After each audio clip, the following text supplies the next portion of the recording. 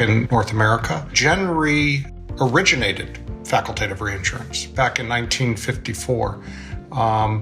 And the premise, the original premise, was that there was a certain type of business that clients struggled with in terms of being able to take on the potential volatility of these individual pieces of business within their portfolio.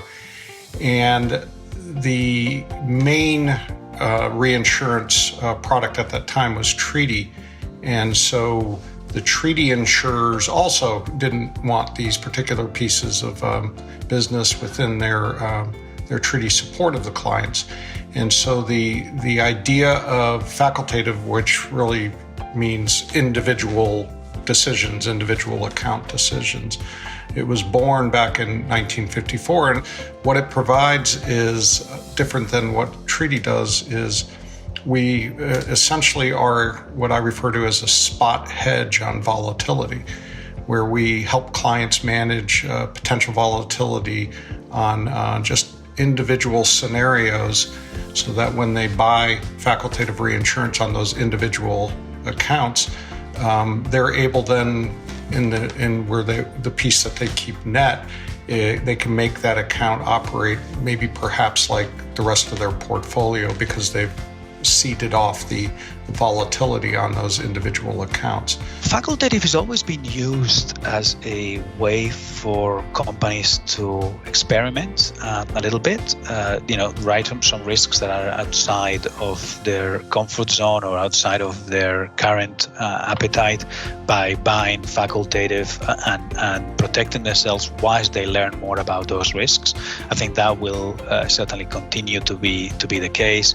I think we have a lot of new exposures where facultative will absolutely, undoubtedly play a part in helping our customers learn a little bit. Reinsurers can also translate some of the learnings from one market to another. And so again, I think we will see facultative reinsurers being used as a partner by a lot of our customers to learn about some of these new exposures. In the transactional nature of FAC, because there's no obligation of a client to buy, when we quote something, there's no obligation for them to renew. It's just each individual account stands on its own merit. We like to say, when we develop a new relationship with clients, we'll jokingly say, well, if we can do a facultative thing, we can date. So facultative is kind of like we're dating. Once you buy a treaty and you get into all that's involved in evaluating portfolios and all that, that's kind of like getting married. So that's just a takeoff on the relationship aspect it's a joke, but it's kind of is representative of what goes on. So one of the big reasons for where you get a benefit as a customer is that we are able to translate that global experience into something in your local market. A bit of an example, over the last 20 years, we have seen the renewables industry mushroom, I guess, and what started in a small number of countries that were at the time perhaps more concerned with diversifying their energy supply. Solar panels as an example, we have seen that from being something that happened in a handful of markets to really be common everywhere else in the world. And that is something where we have shared some of our experiences in a few of the countries with customers in some other countries to say, look, this is what you got to watch out. This is what you have to be aware of. This is the type of loss that we have seen happen here. And, we just want to make sure that this is something that you address as you move into writing some of that business.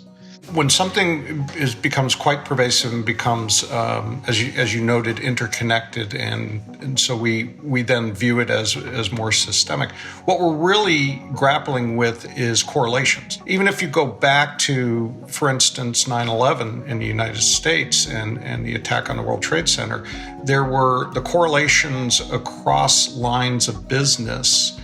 Because of that event, made the entire industry back up and go, wait a minute, I never expected to be paying off on workers' compensation when it was a property-related, scenario and that type of stuff. The pandemic is doing the exact same thing right now. What I think Facultative has helped in the sort of post-pandemic world is that a lot of our clients are asking or are reviewing their own wordings. They're reviewing their own acceptances, and perhaps sometimes having to go to a facultative market who is actually going to ask them a bunch of questions about their own policy forms or their own policy wordings, or that is probably actually helped quite a lot of our customers in a way, force them to review kind of their own wordings. To the extent that risks are out there that have to be insured, and to the extent that those risks are going to create volatile situations and volatility within individual cedent portfolios. And to the extent that we as an industry are going to perform like we always do, we're human beings, that over time we tend to underprice things, we tend to rationalize things in our decision making. As long as all those dynamics continue to exist, FAC is going to be healthy and have a healthy future, because it is a product it's a tool that clients can utilize to manage the amount of volatility they have in their portfolio, and then that it becomes a management tool from a capital management standpoint.